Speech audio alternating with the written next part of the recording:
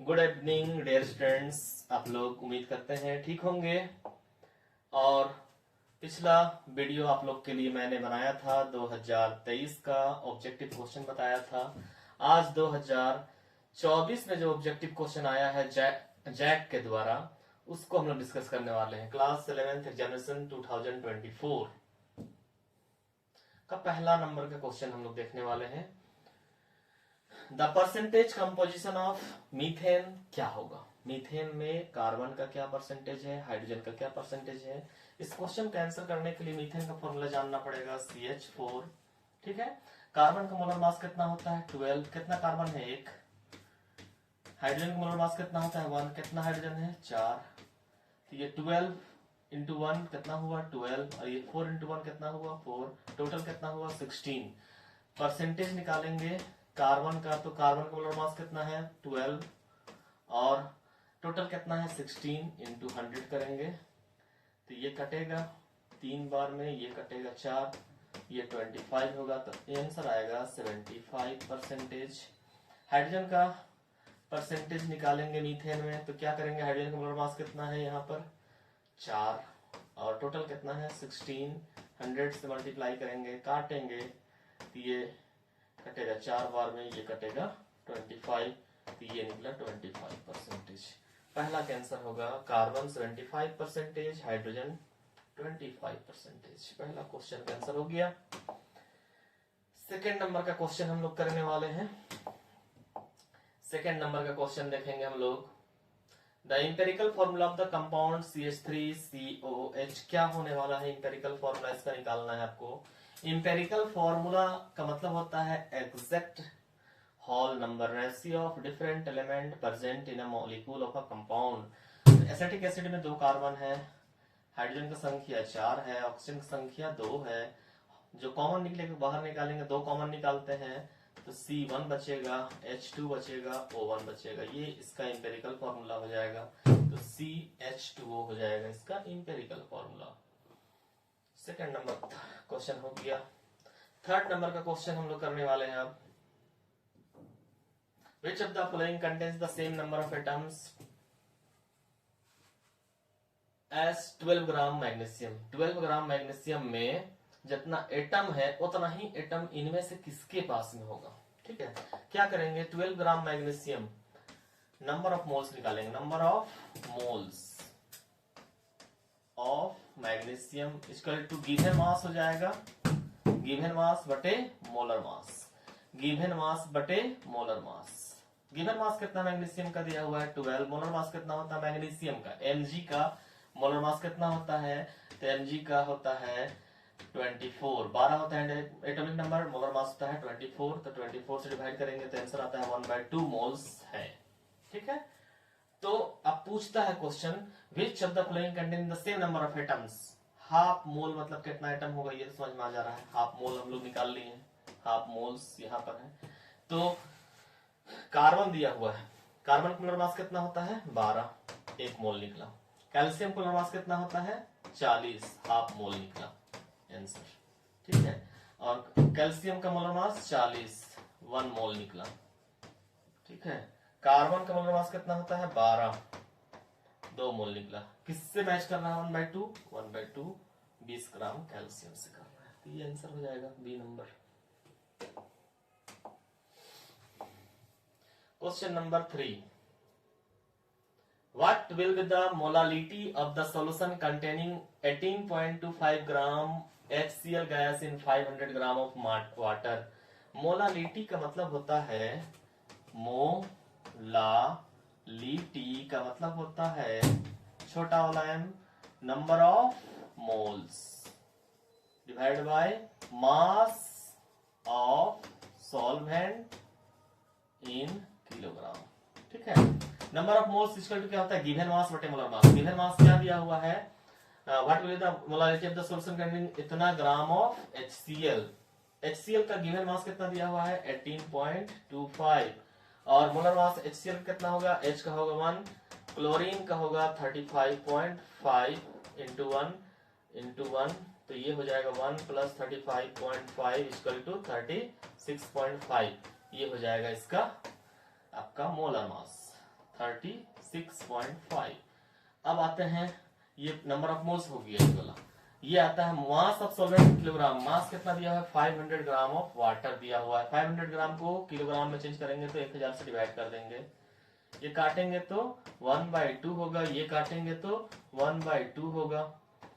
तो 1/2 ऊपर में है, ये ऊपर जाएगा तो हो जाएगा 2/1। ये कटा तो टोटल निकला 1 स्मॉल m। इसका आ जाएगा आंसर ये 1 स्मॉल m या फिर 1 मोल पर किलोग्राम। ये आंसर हो जाएगा इसका। तो उम्मीद करते हैं समझ में आया होगा मोलालिटी। अगर यहाँ पर मोलालिटी की जगह मोलालिटी रहता तो मास ऑफ सॉल्वेंट की जगह में होता volume of solution in litre.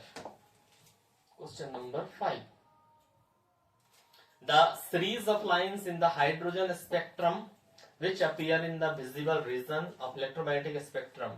कौन कौन सा line, series of line hydrogen spectrum के द्वारा दिया जाता है? Lyman series, Balmer series, Paschen series, Brackett series, Pfund series. इस तरह से लगातार सीरीज बनाता है हाइड्रोजन के स्पेक्ट्रम। लेमन के बाद जो बाल्मर होता है यही वाला होता है विजिबल रीजन। कौन होता है? बाल्मर। लेमन के बाद में आता है बाल्मर। तो बाल्मर विजिबल रीजन के लिए। इसके बारे में डिटेल हम लोग देख सकते हैं बाद में। Question number 6, 2p orbitals have the value. क्या होगा 2p ऑर्बिटल का वैल्यू पूछता है। 2p ऑर्बिटल ये 2 जो है वो इंडिकेट करता है n का वैल्यू को, और p s होता है, p होता है, d होता है, f होता है। ठीक है, s के लिए l का वैल्यू होता है 0, p का 1, d का 2, f का 3 होता है। 4 क्वांटम नंबर होता है, principal quantum number, azimuthal quantum number, magnetic quantum number, spin quantum number. Principal quantum number n होता है, एजीमुथल क्वांटम नंबर l होता है, मैग्नेटिक क्वांटम नंबर m होता है, स्पिन क्वांटम नंबर s होता है। तो यहाँ पर n के बारे में पूछा है तो n क्या हो जाएगा 2। फिर p के बारे में पूछा है l मतलब क्या हो जाएगा तुम्हारा एजीमुथल क्वांटम नंबर। तो p के लिए l का वैल्यू कितना होता है 1। तो आंसर आ जाएगा n = 2, l = 1। अगर यहाँ पर 2p की जगह में 2s रहता तो n की जगह में 2 होता, l की जगह में 0 होता। अगर यहाँ पर मान लेते हैं 2p की जगह में अगर हमारे पास में 4d होता तो n की जगह में हो जाता 4 और d के लिए कितना है 2, तो l की जगह में हो जाता 2। ठीक है, अगर मेरे पास में यहाँ पर 4f हो जाता तो n की जगह में हो जाता 4 और f के लिए l का वैल्यू कितना है 3 हो जाता है आंसर। ऐसा ये देखिए पूछा था 2p, आंसर होगा b। क्लियर है? क्वेश्चन नंबर 6 खत्म। क्वेश्चन नंबर 7 आते हैं हम लोग। Which of the following principal rule state that the electron enter the subshell that has the least energy? above principle के अनुसार इलेक्ट्रॉनिक कन्फिग्रेशन लिखते हैं। जैसे हम लोग जानते हैं कि 1s 2s 2p 3s 3p 4s 3d 4p, किस में पहले इलेक्ट्रॉन आएगा? 1s में आता है, फिर 2s में आता है, फिर 2p में आता है। तो सबसे कम एनर्जी इस चीज को डिसाइड करने के लिए कौन सा थ्योरी दिया गया है? तो ये दिया गया है अबव प्रिंसिपल के अनुसार। ये यहाँ पर इलेक्ट्रॉन का एंट्री होता है, 2 होता है, 2 होता है, 6 होता है, 2 होता है, 6 होता है, 2 10 6। तो ये जो एंट्री किया जाता है इलेक्ट्रॉन का वो अकॉर्डिंग टू अबव प्रिंसिपल। जिसका एनर्जी कम होता है उसमें इलेक्ट्रॉन पहले जाता है।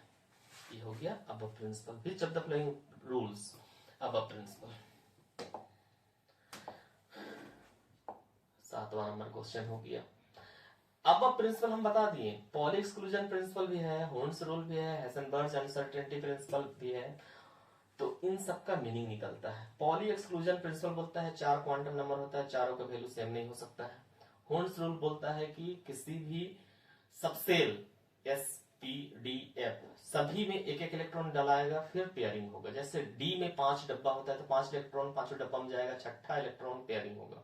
p में 3 डब्बा बनता है, 3 इलेक्ट्रॉन पहले एक एक डब्बा में जाएगा फिर चौथा इलेक्ट्रॉन से पेयरिंग होगा। f में 7 डब्बा होता है तो 7 इलेक्ट्रॉन पहले जाएगा फिर पेयरिंग होगा 8वां इलेक्ट्रॉन से। तो ये बोलता है हुंड्स रूल। हेसेनबर्ग अनसर्टेनिटी प्रिंसिपल बोलता है कि exact position and momentum can not be calculated for a microscopic particle. Microscopic particle अगर मूव कर रहा है तो पोजीशन कहां पर है और मोमेंटम क्या होगा हम एग्जैक्ट नहीं बता पाते हैं। ये बोलता है Heisenberg uncertainty principle. Next question number 8, the number of d electrons retained in Fe2+ क्या होगा। ठीक है, तो देखिए Fe का एटॉमिक नंबर कितना होता है 26। इलेक्ट्रॉनिक नेम्सन कैसा लिखते हैं हम लोग, आर्गन लिखते हैं 18। कंप्लीट हो गया। हीलियम नियोन आर्गन 3 ठो, पीरियड कंप्लीट हो गया। चौथा पीरियड स्टार्ट होता है 4s 3d और 4p से। ठीक ना, तो 26 - 18 कितना बच गया मेरे पास में, 26 - 18 बच गया मेरे पास में 8, 2 यहां जाएगा 6 यहां जाएगा। ये इसका इलेक्ट्रॉनिक आंसर होगा। अगर Fe2+ का बात करेंगे 2 ठो निकाला जाएगा तो कहां से निकलेगा, 3 से निकलेगा 4 से निकलेगा, तो 4 से निकलेगा, जो बाहर रहेगा उससे निकलेगा, तो आर्गन लिखेंगे। ठीक ना, 4s 0 कर देंगे, 3d 6 हो जाएगा, इसका लिखने की जरूरत नहीं।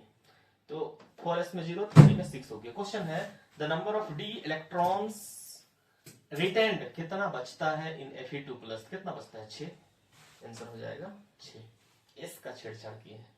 ठीक है, अगर यहां पर Fe2+ के जगह में 3+ होता तब यहां पर से एक इलेक्ट्रॉन निकालते 5 बचता। 3+ नहीं है 2+ है तो 6 का 6 बचेगा। अगर 3+ रहता तो एक और निकाल देते, यहां से 2 निकलता, यहां से 1 निकलता, तो डी में 5 बचता।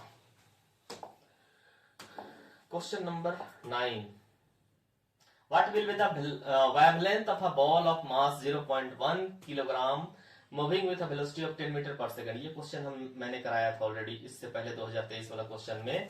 इसके लिए एक फॉर्मूला जानना है आपको। ठीक ना, एक फॉर्मूला जानना है, C = न्यू लैम्डा। ठीक है, C = nu lambda. What will be the wavelength, wavelength निकालना है of a ball of mass 0.1 kilogram moving with a velocity of 10 metre per second. तो लैम्डा इक्वल टू यहां पर होता है h/mv। h का वैल्यू कितना होता है 6.626 × 10⁻⁻34। ठीक ना, ये होता है प्लैंक्स कांस्टेंट। h का वैल्यू, m कितना दिया हुआ है 0.1 दिया हुआ है, और v कितना दिया हुआ है 10 दिया है, दोनों मल्टीप्लाई कर देंगे हम लोग। ठीक है, तो आपस में खत्म हो जाएगा, 1 बचेगा। 0.1 और 10, 0.1 को क्या लिखेंगे, 0.1 को लिखेंगे 1/10 का 10, 10 खत्म। तो आंसर कितना रहा 6.626 × 10⁻34 मीटर हो जा रहा है। ठीक है, तो ये हो जाएगा आपका wavelength. 9 number complete. Question number 10,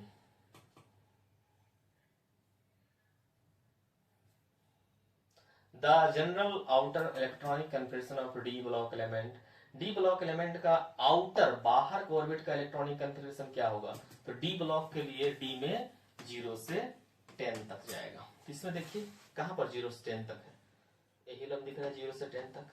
ठीक है, बाकी में तो नहीं दिख रहा है, बाकी में दिखता तो बाकी चीजों को देखते हैं हम लोग।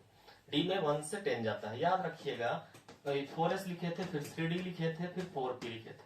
3d जिसमें लिखे थे, ठीक है, उसमें 4s और 3d किए थे, तो 3 एक कम हो रहा है इसलिए n-1 किया हुआ है। इसके बारे में भी बता देंगे कि n-1 कैसे होता है। n s के लिए n लिखें क्योंकि 4 ही लिखा हुआ है। s में 0 और 2 हो सकता है, तो ये हो जाएगा इसका इलेक्ट्रॉनिक कन्फिगरेशन। s ब्लॉक का क्या होगा general electronic configuration, p block का क्या होगा, d ब्लॉक का क्या होगा, f ब्लॉक का क्या होगा, चारों को लिख के रखना पड़ेगा आपको। यहाँ पर d ब्लॉक का पूछा हुआ है, फिलहाल इसको याद रख लीजिए। f ब्लॉक का पूछता तो इसको याद रखते हैं, ये f ब्लॉक के लिए होता। p ब्लॉक का पूछता तो इसको याद रखते, s ब्लॉक का पूछता तो ये होता, और अगर p ब्लॉक का पूछता तो ये होता। ठीक है, चारों को दिया हुआ है, f का ये है, s का ये है, p का ये है और d का ये होता है। ये चारों का जनरल इलेक्ट्रॉनिक कन्फिगरेशन दिया हुआ है, चारों को याद करने की जरूरत है। यहाँ पर क्वेश्चन में d ब्लॉक दिया हुआ है, हो सकता है f ब्लॉक दे, हो सकता है s ब्लॉक दे, हो सकता है p block they. Question number 11, out of fluorine, oxygen, nitrogen and chlorine, which element has the highest negative electron gain enthalpy? इनमें से किसको इलेक्ट्रॉन मिलेगा तो सबसे ज्यादा एनर्जी दिया जाएगा? फ्लोरीन 9 होता है, ऑक्सीजन 8 होता है, नाइट्रोजन 7 होता है, क्लोरीन का होता है आपका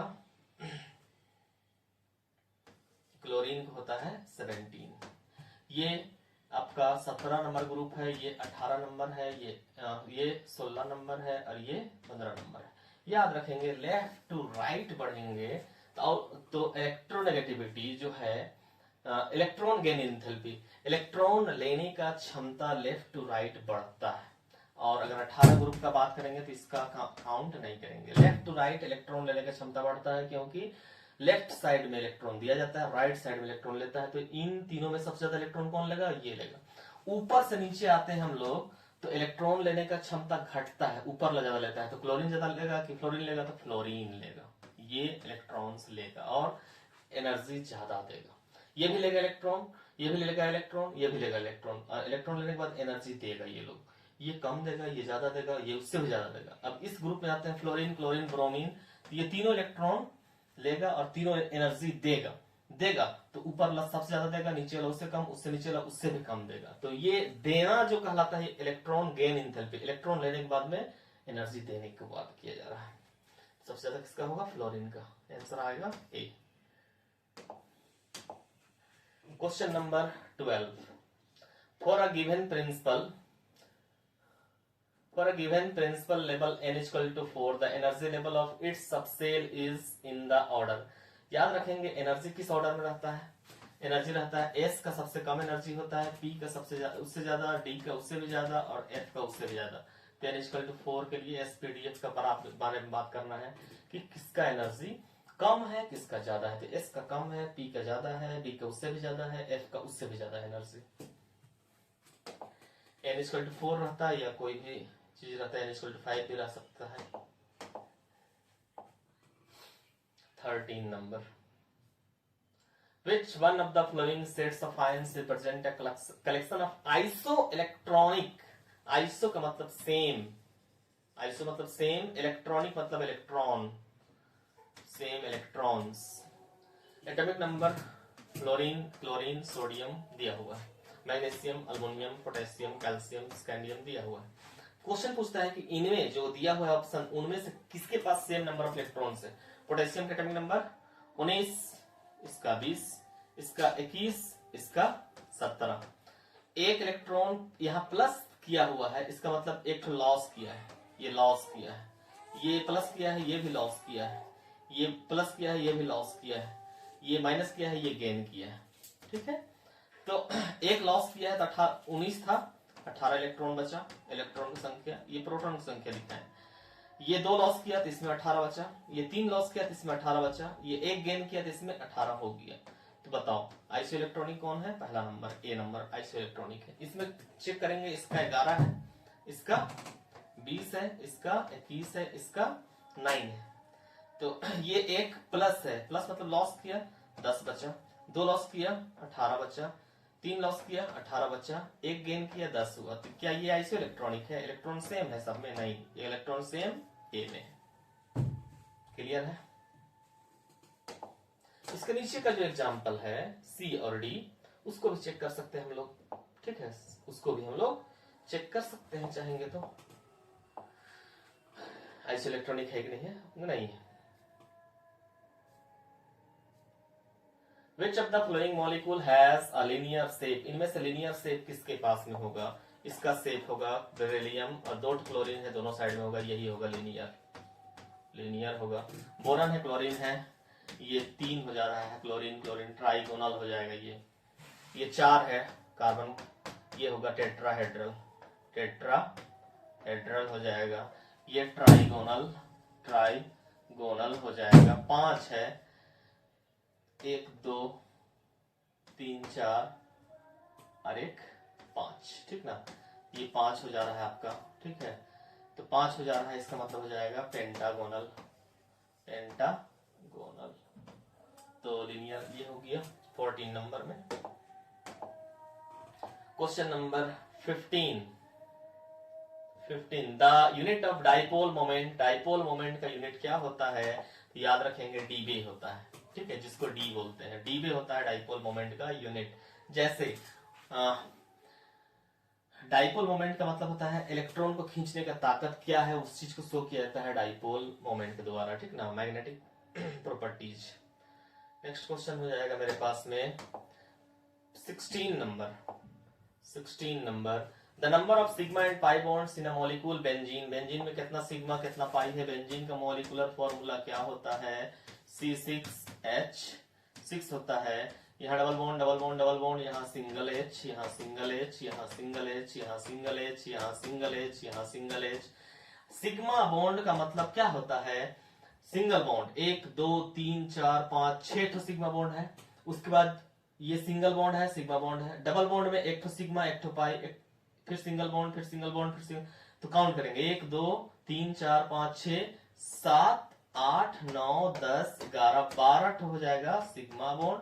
पाई बॉन्ड में क्या होगा, एक ठो सिग्मा एक ठो पाई है, ये वाला डबल बॉन्ड में एक ठो सिग्मा एक ठो पाई है, यहाँ पर एक सिग्मा और एक ठो पाई है, पाई बॉन्ड कितना हो जाएगा 3, ठीक है, याद रखिएगा। Single bond sigma bond, double bond में एक सिग्मा एक पाई, ट्रिपल बॉन्ड में एक ठो सिग्मा और 2 ठो पाई, ये याद रहेगा तो क्वेश्चन का आंसर हो जाएगा।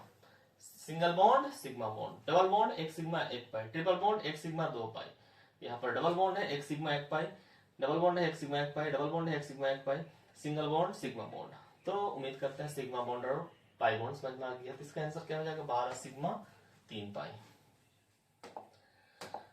Question number 17, which one of the following represent the correct order of bond strength for O2 O2 plus O2 2 plus O2 minus O2 2 minus in pentagonal bipyramidal geometry is pentagonal bipyramidal geometry में क्या bond है, pentagonal है bipyramidal है, pentagonal 5 bond, ठीक है 5 bond है 1 2 3 4 5 bond हो गया, और बाई पिरामिडल है मतलब एक तो पिरामिड बन गया इसमें, इस तरह से पिरामिड बन गया, पेंटागोनल बाई पिरामिडल, ठीक ना। तो पेंटागोनल बाई पिरामिडल दोनों साइड से पिरामिड बन गया है, दोनों साइड से पिरामिड बन गया, पिरामिड बनेगा तो 90 डिग्री का होगा, और 5 हिस्सा में इसको बांटना है। एक गोला रहता है, इसका कितना रहता है, यहाँ से यहाँ 180, यहाँ से यहाँ 180, 360 को 5 हिस्सा में बांटना है, पेंटागोनल मतलब 5 हिस्सा में बांटना है, तो 72 से कटेगा,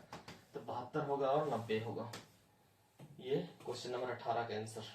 क्वेश्चन नंबर 17 हम बताएंगे बराबर जी, ठीक ना, क्वेश्चन नंबर 17 हम बताएंगे। For the process to occur under isothermal condition the correct condition is, isothermal का मतलब होता है Q इज इक्वल टू 0। और question number 20, for the reaction 2Cl is equal to Cl2 the sign delta H and delta S respectively क्या होगा। तो यहाँ पर डेल्टा H का मतलब होता है आपका हीट अगर देगा तो नेगेटिव और हीट लेगा तो पॉजिटिव। तो क्लोरीन था, क्लोरीन मॉलिक्यूल बनाया है तो नेगेटिव होगा क्योंकि बनना चाहता है।